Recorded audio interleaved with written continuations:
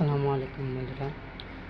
বেশ কয়েকদিন আগে একটা ঘটনা দেখা গেল ঢাকা শহরে কিছু আহ, অবাঞ্ছিত অবাধ্য মেয়ে মানুষ মহিলারা একটা আন্দোলন নিয়ে এসেছিল নারী পুরুষের সমতা অধিকার বা নারী অধিকার।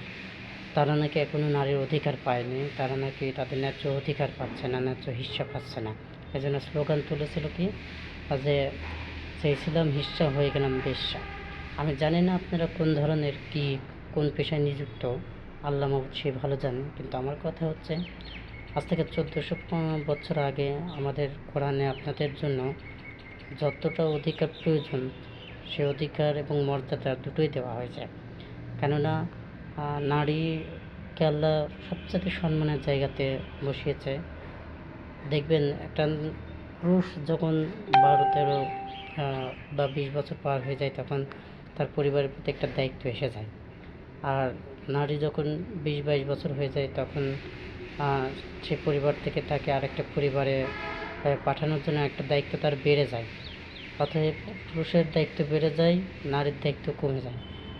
অতএব আপনারা এই যে অধিকার অধিকার বলছেন, আপনি সম্পত্তির বন্টনের ক্ষেত্রে আপনারা পুরুষের চেয়ে নারীর আপনারা অর্ধেক পান, ঠিক আছে, কিন্তু আপনার বিয়ের সময় আপনারা কাবিনের টাকা পান বা কাবিননামা করা থাকে।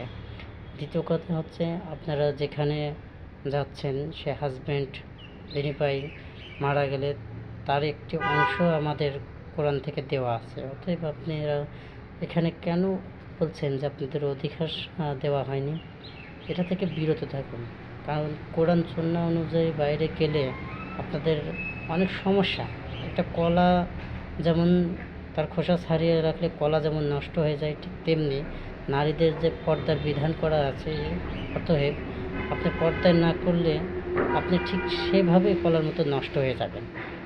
পর্দাটা আপনাকে আল্লাহ কেন বাধ্যতামূলক করেছে? আপনাদের যেন নিরাপত্তার জন্য। অতএব আপনারা কখনো এরকম অহেতুক কোনো দাবি, আমার মনে হয় না যে কোনো মানার মতো কোনো দাবি আছে।